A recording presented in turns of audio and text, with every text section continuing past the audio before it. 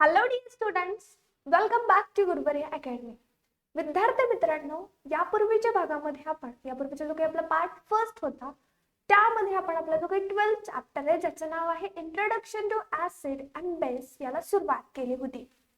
आजचा जो काही आपला पार्ट सेकंड आहे यामध्ये आपण त्या चॅप्टरचा जो काही रिमेनिंग पोर्शन आहे तो पाहणार आहोत. आता यापूर्वीच्या पार्ट फर्स्ट मध्ये आपण बऱ्याचशा गोष्टी समजून घेतल्या होत्या, जाणून घेतल्या होत्या. तर आपण सुरुवातीला पार्ट फर्स्ट मध्ये जाणून घेतलं होतं दॅट इज की ऍसिड काय असतात, बेस काय असतात किंवा इंडिकेटर्स काय असतात हे समजून घेतलं. Now we will see about the various properties of acids, bases and what is mean by neutralization. अशा बऱ्याचशा वेगवेगळ्या कॉन्सेप्ट आपण आजच्या भागामध्ये पाहणार आहोत. Now let's start. Here we have given effects of acid and base on litmus paper. आता या ठिकाणी बघा आपल्याला इथे जो काही एक्सपेरिमेंट देण्यात आलेला आहे. From above experiments, it is seen that blue litmus turns red in acidic and red litmus turns blue in what? So जो काही ब्ल्यू कलरचा लिटमस आहे तर तो काय होतो, तर तो ब्ल्यू कलरचा लिटमसचं ट्रान्सफॉर्मेशन हे कशामध्ये होतं? सो ब्ल्यू कलरच्या लिटमसचं ट्रान्सफॉर्मेशन हे रेड कलर मध्ये होतं जेव्हा आपण कुठे बुडवतो, तर त्याला आपण ऍसिड मध्ये बुडवतो तेव्हा. जो काही रेड कलरचा लिटमस आहे तर तो रेड कलरचा लिटमस हा काय होतो, ब्ल्यू होतो जेव्हा आपण त्याला अल्कली मध्ये म्हणजे बेसिक मध्ये बुडवतो तेव्हा. जो काही ऑरेंज कलरचा काय आहे, मिथिल आहे, तर तो मिथिल ऑरेंज कलरचा मिथिल हा पिंक होतो जेव्हा आपण त्याला ऍसिड मध्ये बुडवतो तेव्हा. आणि यापूर्वी सुद्धा आपण पाहिलं होतं की जो काही कलरलेस फिनोफ्थलीन आहे तो अल्कली सोल्युशन मध्ये बुडवल्यानंतर पिंक होतो. म्हणजे प्रत्येक गोष्टीमध्ये आपल्याला थोडेफार चेंजेस झालेले त्या ठिकाणी पाहायला मिळतात. म्हणजे त्यातल्या त्यात आपण बेसिक मध्ये बुडवलं, ऍसिडिक मध्ये बुडवलं की त्यांचा जो काही कलर आहे तो कलर चेंज झालेला आपल्याला पाहायला मिळेल. त्यानंतर पुढे बघा, कॅन यू टेल या संदर्भात आपल्याला काही प्रश्न विचारण्यात आलेले. साधे डे टू डे लाईफ मधले प्रश्न आहेत. पाहूया आपण या प्रश्नांची उत्तरे देऊ शकतो का. Question number first, what happens when salt substances like lime juice, tamarind, water falls on shahavat stones or kitchen platforms and why? बऱ्याचदा किचन मध्ये बऱ्याचशा ऍक्टिव्हिटीज होतात आणि त्या ऍक्टिव्हिटीजच्या दरम्यान काय होतं, तर लिंबाचा रस असेल, चिंचेचं पाणी असेल तर ते शहाबाद स्टोन वरती पडतं किंवा किचनचा जो काही प्लॅटफॉर्म आहे त्याच्यावरती पडतं. मग त्या ठिकाणी काय होतं, तर त्या ठिकाणी मोठे मोठे येल्लो कलरचे पॅच तयार झालेले आपल्याला पाहायला मिळतील. कसे पॅच, तर जे काही येल्लो कलरचे पॅच आहेत तर ते असे येल्लो कलरचे पॅच ते फ्लोअर वरती आपल्याला पडलेले पाहायला मिळतात. मग असं का होतं, so there is a reaction between the shahabat stone and the substances which fall on that stone. त्या स्टोन वरती जे काही वेगवेगळे पदार्थ पडतात तर त्या पदार्थांचं आणि त्या या स्टोनचं त्या ठिकाणी काय होतं, तर एक प्रकारे रिॲक्शन होते आणि त्यांचा रंग त्या ठिकाणी बदलतो. त्यानंतरचा next question, collect soil samples from your surroundings and find out whether it is acidic, alkaline or neutral. आपल्या आजूबाजूला बरेचसे वेगवेगळे काय आहेत, वेगवेगळे मातीचे प्रकार आपल्याला पाहायला मिळतात. मग अशा आपल्या आजूबाजूच्या परिसरातले वेगवेगळे जे काही मातीचे सॅम्पल्स आहेत तर ते मातीचे सॅम्पल्स जमा करा आणि त्याच बरोबर चेक करा की ते ऍसिडिक आहेत, अल्कलीन आहेत की न्यूट्रल आहेत. त्यानंतर पुढे बघा, which substances are used to clean greenish stains on copper vessels and to shine blackish silver utensils. तुम्ही कधी पाहिले आपल्या घरामध्ये पितळेची भांडी असतात, त्याचबरोबर चांदीचे काही वस्तू असतात, तर ती जी काही पितळेची भांडी आहे त्याच्यावरती एक हिरव्या प्रकारचा थर जमा झालेला असतो. तो हिरवा प्रकारचा थर हा वातावरणातला ऑक्सिजन त्या तांब्यासोबत त्याची अभिक्रिया होते, त्याची रिॲक्शन होते म्हणून तयार होतो. त्यालाच आपण कॉपर ऑक्साईड म्हणून ओळखतो. आता हा जो काही कॉपर ऑक्साईड आहे तर तो कॉपर ऑक्साईड काय करतो, तर तो हिरव्या रंगाचा थर त्या भांड्यावरती तयार करतो. त्यामुळे त्या भांड्याचा रंग बदलतो आणि तो थर जमा झालेला आपल्याला पाहायला मिळतो. मग तो थर आपण तसाच ठेवतो का भांड्यावरती? नाही, आपण तो थर काढण्याचा प्रयत्न करतो. आता त्यासाठी मार्केटमध्ये बरेचसे प्रोडक्ट उपलब्ध आहेत, but naturally we mostly use tamarind. आपण त्या ठिकाणी तो थर रिमूव्ह करण्यासाठी मोस्टली टॅमरिनचा वापर करतो. बऱ्याचशा वेळेला टॅमरिन नसेल तर त्या वेळेला लिंबूचा सुद्धा वापर केला जातो. तर हे झालं कॉपर व्हेसल्सच्या बाबतीमध्ये. Now we will see about the silver utensils. जे काही सिल्वरची भांडी आहेत, सिल्वरची वेगवेगळे वस्तू आहेत, तर ते सुद्धा ब्लॅकिश होतात, त्यांचा कलर सुद्धा थोडासा ब्लॅकिश होतो. मग तो ब्लॅक लेयर काढण्यासाठी आपण काय करतो, तर आपण वेगवेगळे सोल्युशन्स त्या ठिकाणी वापरतो. त्यानंतर नेक्स्ट बघा, fourth question, Y toothpaste is used for brushing teeth. आपण दात घासण्यासाठी टूथपेस्टचा वापर का करतो? We use toothpaste because toothpaste have various products like calcium carbonate. Toothpaste मध्ये कॅल्शियम कार्बोनेट सारखे बरेचसे प्रोडक्ट्स असतात आणि आपले जे काही टीथ आहेत त्यांच्यामध्ये सुद्धा कॅल्शियम असतं. मग त्यांना हवे ते कॅल्शियम मिळावं, आपले जे काही टीथ आहेत तर त्यामध्ये आपल्याला काही प्रॉब्लेम्स येऊ नये, टीथचं क्षरण होऊ नये, म्हणजे दातांची झीज होऊ नये, म्हणून आपण आपले दात स्वच्छ करण्यासाठी, ब्रशिंग करण्यासाठी मोस्टली टूथपेस्टचा वापर करतो. त्यानंतर नेक्स्ट बघा, आता नेक्स्ट आहे acid. Acid is such a substance which give H+ ions in solution state. Acid हा असा पदार्थ आहे जो की H+ आयन देतो त्याच्या सोल्युशन स्टेट मध्ये. फॉर एक्झाम्पल, जो काही HCl आहे तो वॉटर सोल्युशन मध्ये डिसोसिएट होतो. म्हणजे आता वॉटर H2O प्लस HCl ची जर अभिक्रिया झाली तर HCl प्लस आयन त्या ठिकाणी फॉर्म होईल. आणि त्यातल्या त्यात हा कॉन्सन्ट्रेटेड HCl असेल तर तो डायल्यूट HCl बनेल. या ठिकाणी बघा आपल्याला त्याची रिएक्शन दिलेली आहे. हायड्रोक्लोरिक ऍसिड ऍक्वियस स्टेट मध्ये प्लस हा काय झाला आपला, तर this is H+ ion and which will replace or dissociate to chlorine. त्यानंतर नेक्स्ट बघा, hydrochloric acid, hydrogen ion and chloride ion. त्यानंतर आता आपण काही ऍसिड्सचे एक्झाम्पल्स पाहूया. There are many different kinds of acids are present, but we will see here some examples. Hydrochloric acid, which is the most common acid. Hydrochloric acid हा mostly commonly use केला जातो, जो की आपल्या लॅबोरेटरी मध्ये म्हणा किंवा आपण बऱ्याचशा वेळेला आपल्या घरामधले जे काही फ्लोर्स आहेत ते क्लीन करण्यासाठी त्यातल्या त्याच वॉशरूम्स आहेत, टॉयलेट्स आहेत, तर ते सुद्धा क्लीन करण्यासाठी हायड्रोक्लोरिक ऍसिडचा वापर त्या ठिकाणी केला जातो. नायट्रिक ऍसिड आहे, सल्फ्युरिक ऍसिड आहे, कार्बोनिक ऍसिड आहे. जे की कार्बोनिक ऍसिड हा मोस्टली कोल्ड एरेटेड जे काही ड्रिंक्स असतात, म्हणजे कोल्ड ड्रिंक्स असतात मोस्टली, तर त्याच्यामध्ये आपल्याला कार्बोनिक ऍसिडचं प्रमाण जास्त पाहायला मिळतं. ऍस्कॉर्बिक ऍसिड आहे, सिट्रिक ऍसिड आहे. आता सिट्रिक ऍसिड कशात आढळतं, डू यू नो दॅट? तर आपले जे काही सिट्रस फ्रूट आहे, मीन्स लिंबूवर्गीय फळ, लिंबू, मोसंबी, संत्री, तर यांच्यामध्ये मोस्टली हा सिट्रिक ऍसिड असतो. Lemon and other fruit. Acidic acid in vinegar. Vinegar मध्ये कोणता ऍसिड असतो, तर ऍसिडिक ऍसिड असतो, दॅट इज CH3COOH. आता हे काय मॅम असं म्हणाल तुम्ही, तर याच्याबद्दल आपण इन डिटेल पुढच्या काही सेशन्स मध्ये किंवा पुढचे जे काही चॅप्टर्स आहेत त्याच्यामध्ये पाहणार आहोत. आपल्या डेली डाएट मध्ये सुद्धा थोड्याफार प्रमाणामध्ये नॅचरल ऑर्गॅनिक ऍसिड्स असतात, जे की फ्रुट्स मध्ये असतात, व्हेजिटेबल्स मध्ये असतात. They are mild in nature and hence are not harmful like mineral acids. ते सौम्य असतात आणि त्याच्यामुळे त्यांचे परिणाम मिनरल ऍसिड सारखे आपल्यावरती जाणवत नाहीत.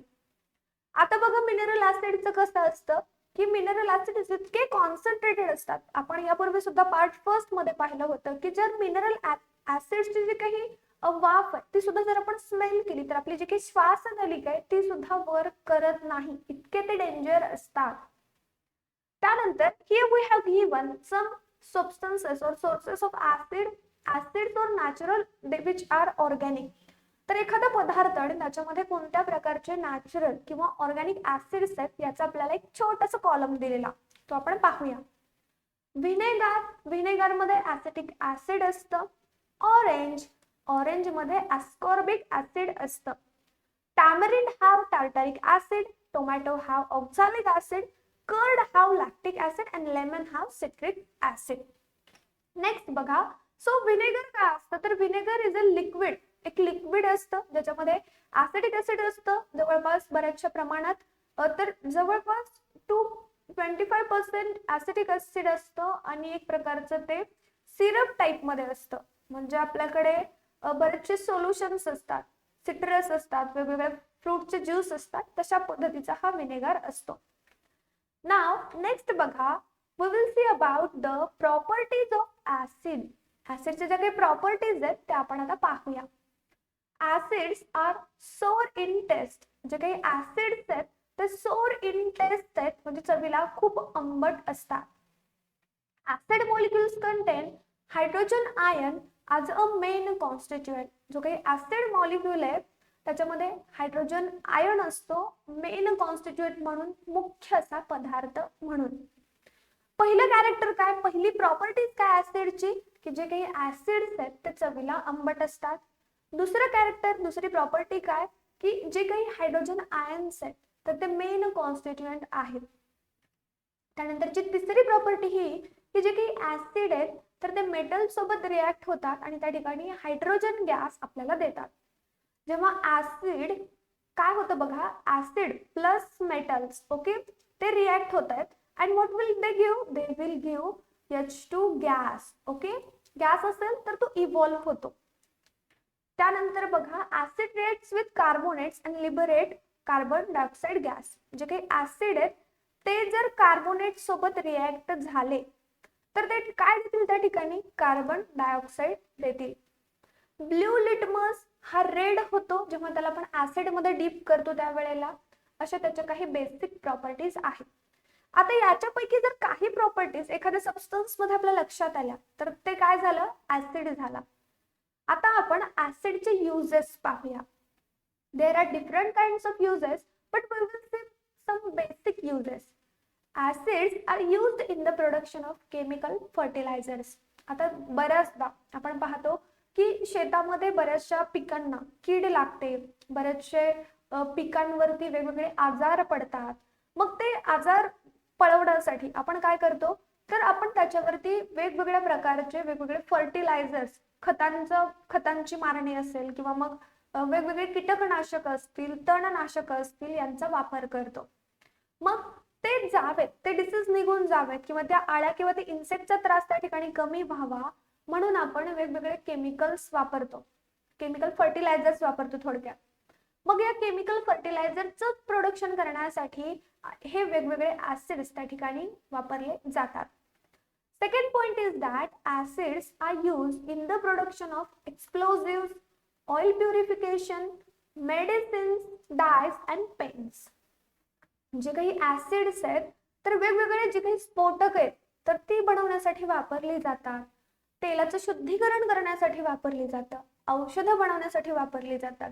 डाईज म्हणजे जे काही हेअर डाईज असतात, हेअर कलर असतात त्यांच्यामध्ये वापरले जातात, पेंट्स मध्ये वापरले जातात. अशा बऱ्याचशा ठिकाणी आपल्याला ऍसिड्स यूज केलेले पाहायला मिळतील. त्यानंतर तिसरा यूज बघा, hydrochloric acid is use for the preparation of different types of chloride salts. जो काही आपला हायड्रोक्लोरिक ऍसिड आहे तर त्याचा उपयोग वेगवेगळ्या प्रकारचे जे काही सॅल्ट्स आहेत, आता आपल्याला फक्त काही आयोडाइज्ड साल्ट इतकंच माहित असतं, but there are different kinds of salts which we use, आपण वापरतो त्याच्यापैकी बरेचसे साल्ट्स आहेत. मग अजिनोमोटो साल्ट असेल, असे बरेचसे साल्ट आपण वापरत असतो. मग असे साल्ट्स बनवण्यासाठी त्याच्या प्रिपरेशन साठीच असे मोस्टली हायड्रोक्लोरिक ऍसिड वापरला जातो. त्यानंतर dilute H2SO4 is used in the batteries that is electric cell. आता जे काही इलेक्ट्रिक सेल्स आहेत तर त्याच्यामध्ये त्या बॅटरीज मध्ये सुद्धा डायल्यूट H2SO4 चा सुद्धा त्या ठिकाणी वापर होतो. Dilute HCl is used for sterilization of water. Water मध्ये किती मोठ्या प्रमाणात जंतू आहेत हे आपल्याला पाहायला मिळतं का, नाही.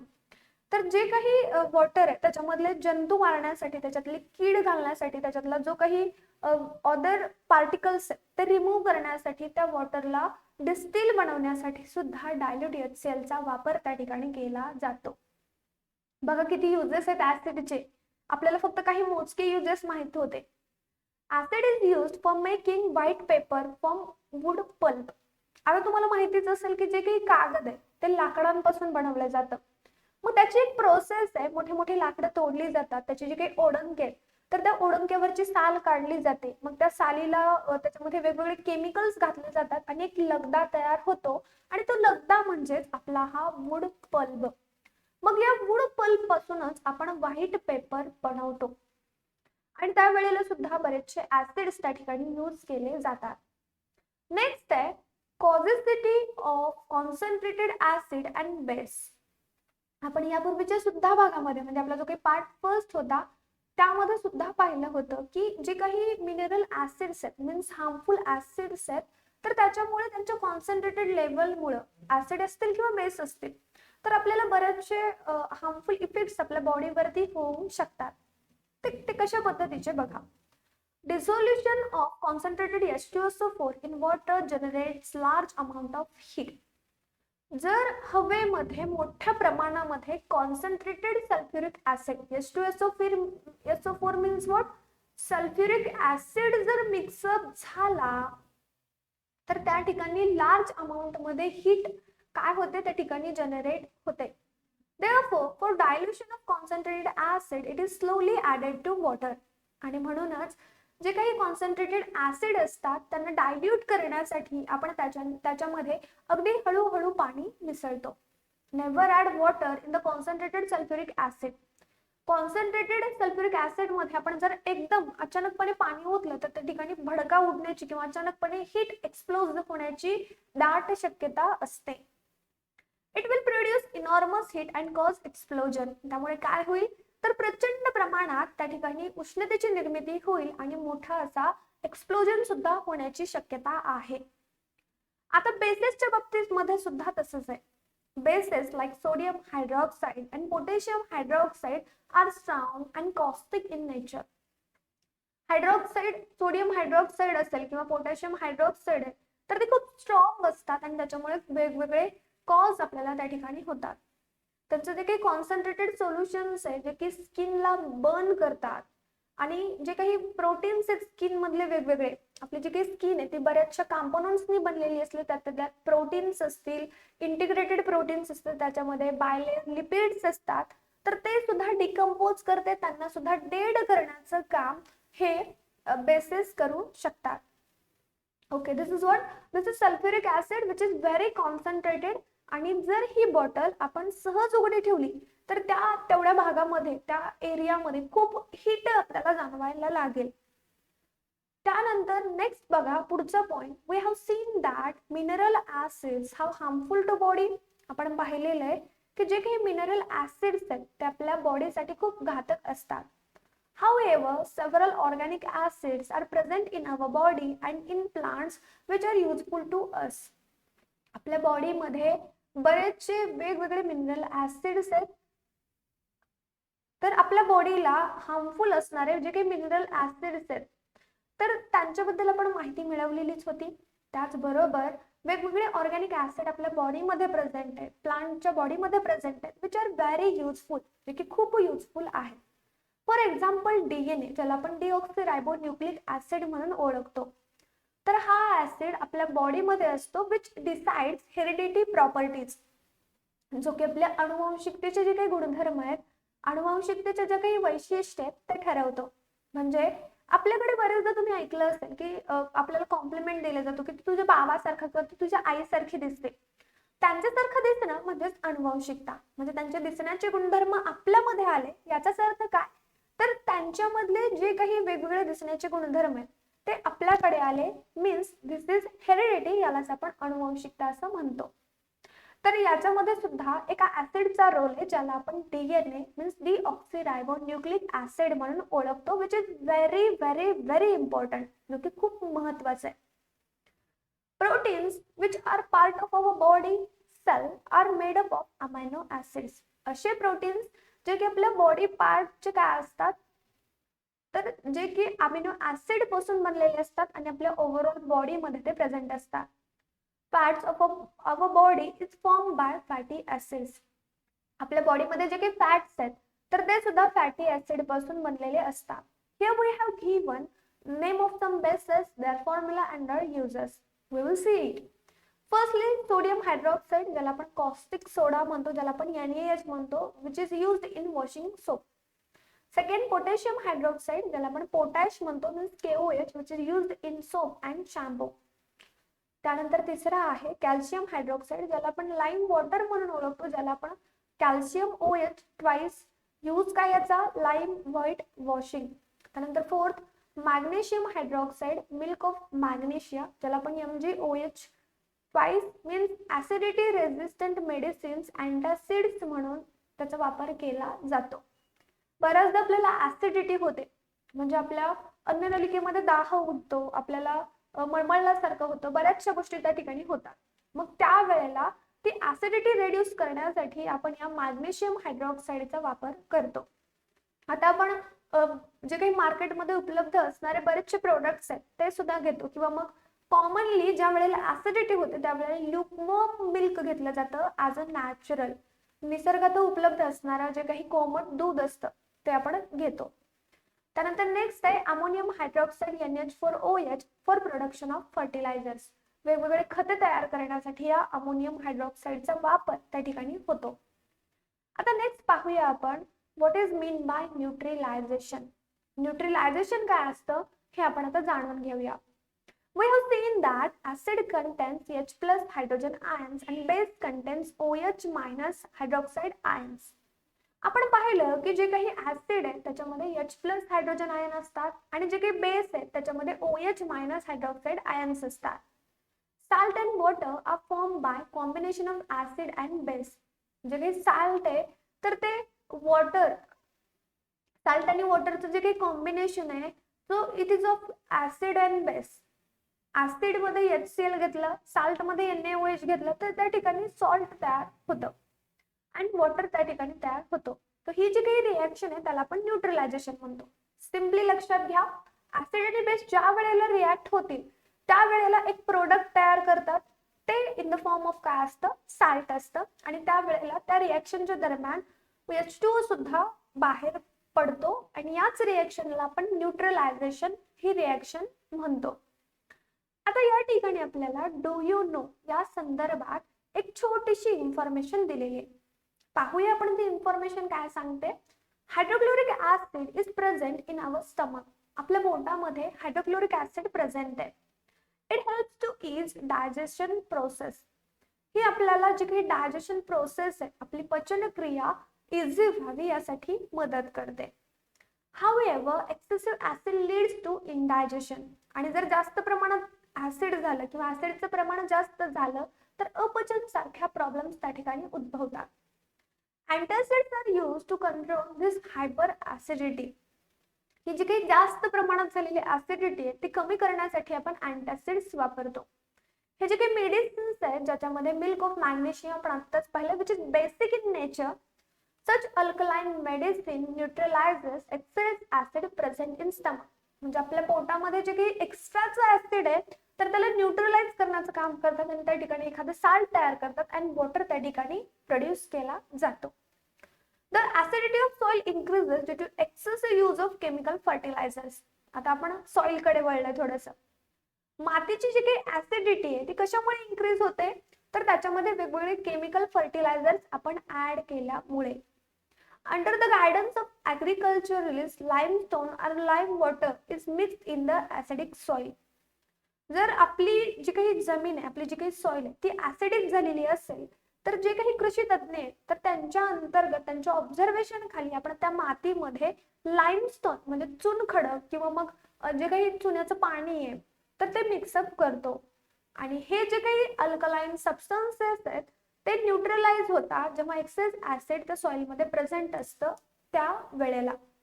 So this is all in detail about the acid, the properties of acids, bases and as well as the neutralisation concept.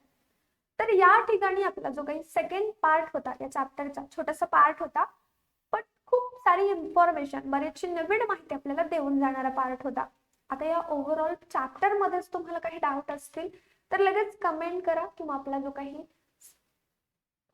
Official number आहे त्यावरती तुम्ही मेसेजच्या स्वरूपात तुमच्या अडचणी विचारू शकता.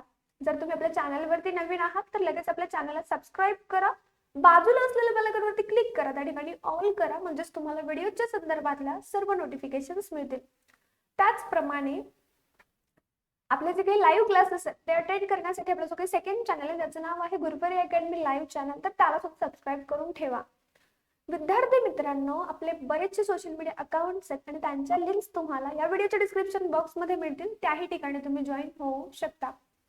तर अशाच पद्धतीने आता या पुढील या चॅप्टरचा एक्सरसाइज आहे किंवा अदर चॅप्टर्स आहेत पुढचे, यापूर्वीचे चॅप्टर्स आहेत, तर त्यांचे व्हिडिओज पाहण्यासाठी तुम्हाला आपल्या चॅनलच्या प्लेलिस्ट मध्ये जावं लागेल.